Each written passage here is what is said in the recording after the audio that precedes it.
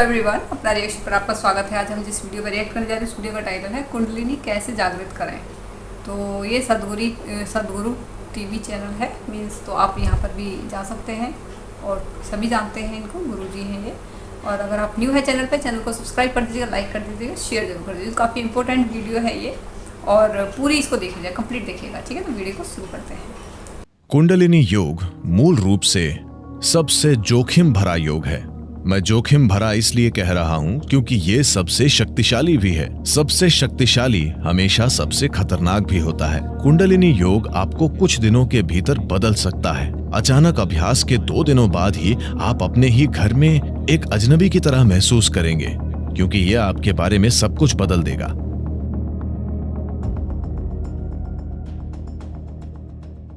कुंडलिनी क्या है? अभी मैं बोल रहा हूं, ये कुंडलिनी है। आप सतर्क हैं और सुन रहे हैं। अगर आप सतर्क होकर सुन रहे हैं, That is Kundalini. ये कुंडलिनी है। एक फूल खिल रहा है, वो कुंडलिनी है। एक कुत्ता भौंक रहा है, वो भी कुंडलिनी है। या दूसरे शब्दों में, अस्तित्व की मौलिक जीवन शक्ति को हम कुंडलिनी कहते हैं। अब सिस्टम के भीतर, मानव प्रणाली के भीतर, अगर आप इसे एक तरह के जीवन पैकेज के रूप में देखें, तो यह जीवन का एक टुकड़ा है। जीवन का यह टुकड़ा एक खास तरीके से इस ऊर्जा की परतों के साथ पैक किया गया है। ऊर्जा का एक आयाम तुरंत जीवित हो जाता है क्योंकि यह आपके अस्तित्व की प्रक्रिया के लिए जरूरी है। ऊर्जा के अन्य आयाम तब तक जीवित नहीं होंगे जब तक आप उनके बारे में कुछ नहीं करते, जब तक आप उनके बारे में जागरूक नहीं हैं और उन्हें एक खास तरीके से सक्रिय नहीं करते, तब तक वे अस्तित्व में नहीं आते। वे शांत रहते हैं। निष्क्रिय ऊर्जा उस ऊर्जा से बहुत बड़ी है जो अभी उपयोग में है। अपना जीवन चलाने के लिए, एक भौतिक जीवन को पूरी तरह से जीने के लिए, एक पूर्ण भौतिक और बौद्धिक जीवन जीने के लिए, आपको चक्रों में से बस 21 चक्रों को सक्रिय करना जरूरी है। इन 114 में से अगर 21 सक्रिय हैं तो आप पूरा जीवन जिएंगे। आप किसी भी कमी को महसूस नहीं करेंगे। आप एक पूरा भौतिक जीवन जिएंगे। आपके जीवन में कोई समस्या नहीं होगी। आप सोचेंगे कि आप एक बड़ी सफलता हैं, लेकिन आप केवल 21 हैं, जो कि 20% से कम। 20% से कम में भी आप बिना किसी कमी के पूर्ण जीवन महसूस करेंगे। जीवन का बाकी प्रतिशत, वो किस बारे में है? अगर आपका इरादा सिर्फ अच्छे से जीने का है तो इसकी जरूरत ही नहीं है। अगर आप ऊर्जा के इस आयाम को सक्रिय करते हैं तो जीवन के अन्य आयाम खुल जाएंगे। एक बात यह है कि क्या आप उन आयामों के लिए तैयार हैं? सवाल यह नहीं है कि यह अच्छा है या बुरा, सवाल यह है कि क्या आप उसके लिए तैयार हैं। क्योंकि भले ही सबसे अच्छी चीजें आपके जीवन में आएं, पर आप उनके लिए तैयार न हो तो यह आपके लिए अच्छा नहीं होगा। तो क्या आप तैयार हैं? यह पहला सवाल है। अगर आप तैयार हैं तो हम इसके लिए क्या कर सकते हैं? हम इसे कैसे सक्रिय कर सकते हैं? ऐसा करने के कई तरीके हैं, कई तरीके। लेकिन कुंडलिनी योग, मैं किसी पर टिप्पणी नहीं कर रहा हूं। कुंडलिनी योग मूल रूप से सबसे जोखिम भरा योग है।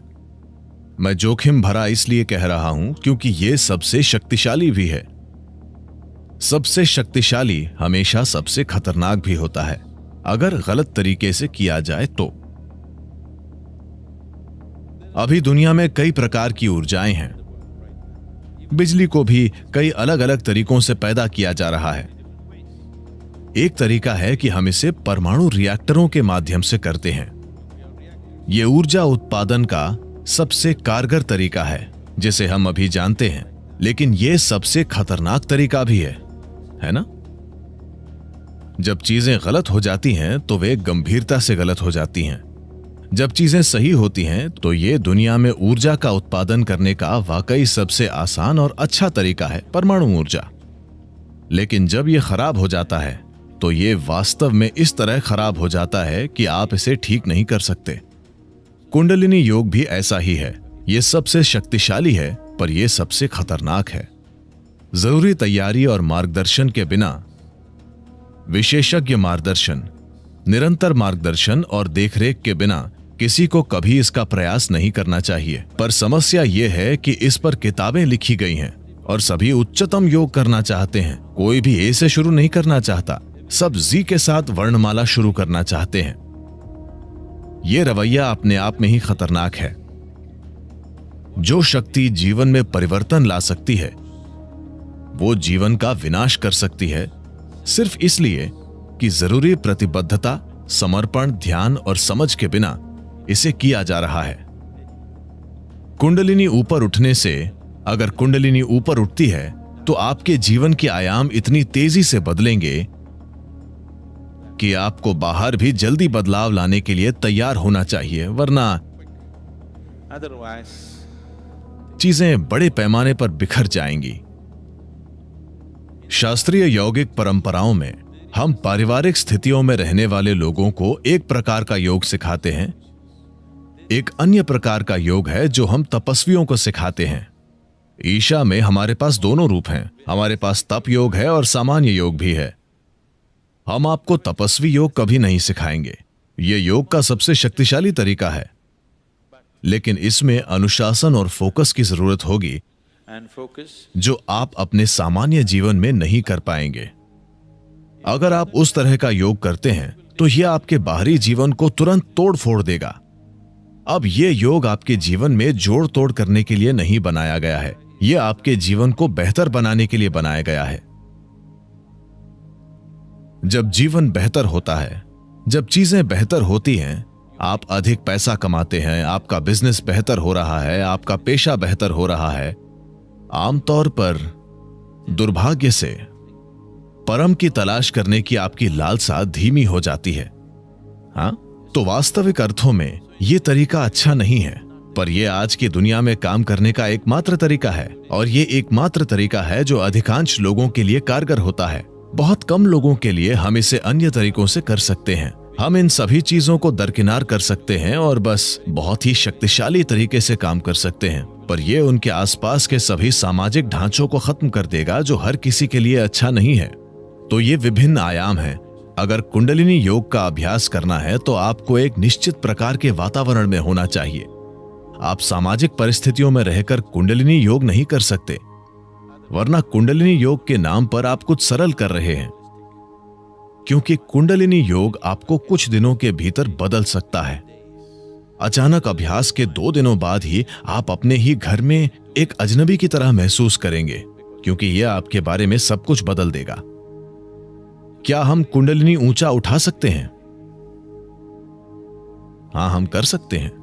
एक तरीका यह है कि मददगार माहौल बनाया जाए ताकि यह धीरे धीरे बढ़े। दूसरा तरीका इसे इस तरह भड़काना है कि यह जल्दी से बढ़ जाए। अगर यह जल्दी से बढ़ जाती है तो सब कुछ नाटकीय रूप से बदल जाता है। अगर यह धीरे धीरे बढ़ती है तो बदलाव धीरे धीरे होगा। आप समय के साथ बदलाव संभाल पाएंगे। लेकिन अगर यह बहुत जल्दी होता है तो आप बदलाव संभाल नहीं पाएंगे। ऐसा लगेगा जैसे चीजें बिखर रही हैं। तो ऐसा करने के अलग अलग तरीके हैं। कितने तरीके हैं? बहुत सारे तरीके हैं। मैं सभी तरीके नहीं बताऊंगा। ऐसा करने के कई तरीके हैं। मूल रूप से इसे करने के 112 तरीके हैं। 112 तरीके हैं जिनसे आप इसे अपना सकते हैं। आधार से इसके लिए आपको ढांचे को जानना होगा, वरना यह बहुत लंबा हो जाएगा। इन 114 चक्रों में से 7 ऐसे हैं जिन्हें हम 7 आयामों के रूप में पहचानते हैं। इनमें से 6 शरीर के भीतर हैं, 1 भौतिक शरीर के बाहर है। इसलिए अगर आप इन 112 तरीकों को अपनाते हैं तो आप 6 चक्रों को संभाल लेंगे। 7वें को आप संभाल नहीं सकते। 112 तरीके हैं जिनसे आप एक चक्र को प्राप्त कर सकते हैं, जिसे हम आज्ञा कहते हैं। लेकिन आज्ञा से सहस्त्रार तक कोई रास्ता नहीं है। इसका कोई तरीका नहीं है। आपको बस एक खाई में कूदना है। अगर आपको खाई में कूदना है तो आपको पागल होना चाहिए या आपको किसी पर जबरदस्त भरोसा होना चाहिए। कोई व्यक्ति कूदो कहता है और आप कूद रहे हैं क्योंकि आपको किसी पर इतना गहरा भरोसा है, लेकिन जब वो जंप कहता है तो ये आपके लिए अच्छा ही होगा। आप बस एक बिना तल के गड्ढे में कूद जाते हैं। तो मूलाधार से आज्ञा तक की यात्रा, वहां पहुंचने के 112 रास्ते हैं, पर वहां से वहां तक कोई रास्ता नहीं है। यह सिर्फ एक छलांग है। वो विश्वास में, भक्ति में या पागलपन में हो सकता है, चुनना आपको है। इंटरेस्टिंग बात बताई है गुरु जी ने। और जैसे इन्होंने बताया कि कुंडलिनी जो होती है किस तरीके से इनको एक्टिव किया जा सकता है। मतलब अगर ये जल्दी जल्दी एक्टिव होती हैं तो वो मतलब हमारे कंट्रोल से बाहर हो जाती हैं, हम बिल्कुल कम्प्लीटली चेंज हो जाते हैं और ये काफ़ी ख़तरनाक हो जाती हैं। तो अगर धीमे धीमे आप एक्टिव करते हैं कुंडलिनी को, ठीक है ना, मूलाधार से लेके अपना पूरे 7 होती है ना, और 6 तक आप कंप्लीट जागृत कर लेते हैं, लेकिन जो 7th होती है वो काफ़ी हाई लेवल की होती है वो, ठीक है ना। ठीक है, जैसे इन्होंने बताया कि विश्वास होता है किसी पर, हमको बोल देते हैं कूद जाओ तो कूद जाओ, मतलब इस तरीके से बहुत ही हाई लेवल का आप विश्वास कह सकते हैं, ठीक है। अब जैसे इन्होंने बताया है कि और ये जो कुंडलिनी वगैरह जो जागृत करते हैं, ये किसी की मतलब जो गुरुजी होते हैं उनकी देख रेख में होना चाहिए, अपने आप से खुद से नहीं करना चाहिए, क्योंकि ये बहुत ज़्यादा डेंजरस होती हैं। और जैसे इन्होंने बताया 114 आयाम, मतलब कुछ ऐसी बताया था जिनमें से 112 में से ये 6 कुंडलिनी आ जाती हैं, और जो 7वें आयाम वो जो रहती है वो नहीं हो पाती, वो मतलब काफ़ी मुश्किल हो पाती है, ठीक है। और इसके लिए आपको एक एनवायरनमेंट की ज़रूरत पड़ती है, ये आप घर में या फिर इस तरीके से नहीं कर सकते हो। इसके लिए जैसे आपने देखा होगा जो योगा तपस्वी वगैरह जो तपस्वी लोग होते हैं, वो जो पहाड़ों पे रहते हैं, उनको देख के लगता है कि हाँ उनकी कुंडलिनी जरूर जागृत होगी, क्योंकि वो दुनिया से बिल्कुल कट जाते हैं। और वो इतनी मतलब टेम्परेचर उनका देखा वहाँ पे कितनी ज़्यादा बर्फ़ होती है, माइनस टेम्परेचर रहता है, और उसमें वो बिना कपड़ों के मतलब सिंपल एक बांध के रखते हैं और उसी से ही वो पूजा पाठ करते हैं। तो सोचिए कि उनको देख के लगता है कि हाँ उनकी कुंडलिनी जागृत है, और वो एक विश्वास होता है उनके ईश्वर के ऊपर, भोले जी के ऊपर उनका इतना विश्वास, कठोर विश्वास होता है कि वो ठंडे पानी से वहाँ पे नहा रहे होते हैं, वो खोद के उसी से बर्फ़ से। और ये कहीं ना कहीं हमारे जो ऋषि मुनि थे, तपस्वी जो ये थे, ये बहुत ही नॉलेजेबल थे, काफ़ी नॉलेज थी इनको, और ये आम इंसानों के लिए नहीं थी, क्योंकि वो आम इंसान ना तो इनको संभाल सकता, नहीं समझ सकता। तो ये जो हम आम लोगों के लिए जो कि अपनी रोज़मर्रा की लाइफ को भी जीते हैं, हर चीज़ बैलेंस करके चलनी होती है, तो हमारे लिए जैसे जो योगा जो हम करते हैं, योग जो करते हैं, वो सबसे बेस्ट बताया गया है। क्योंकि इसमें क्या है कि एक तो आप अपना फैमिली का भी ध्यान रख सकते हैं, अपने बॉडी शरीर का ध्यान रख सकते हैं, और ये हमारे लिए भी ठीक रहता है। लेकिन जब आप कुंडलिनी की जागृत करने की बात करते हैं तो ये काफ़ी ज़्यादा ये बिल्कुल डिफरेंट हो जाता है, क्योंकि इसको कुंडलिनी योग बोलते हैं, ठीक है। तो ये तपस्वियों के लिए होती है, ठीक है, जिनको अब इसीलिए तो भारत में यहाँ पे बहुत ज़्यादा नॉलेजेबल पर्सन हुआ करते थे, जो अपनी आध्यात्मिक शक्ति से ही आइडिया लगा लेते थे कि कौन सा ग्रह है, क्या है, किस तरीके से है। कि ऐसा कोई इंस्ट्रूमेंट मुझे नहीं लगता कि उस टाइम पे था, लेकिन वेदों में सारा कुछ लिखा हुआ है।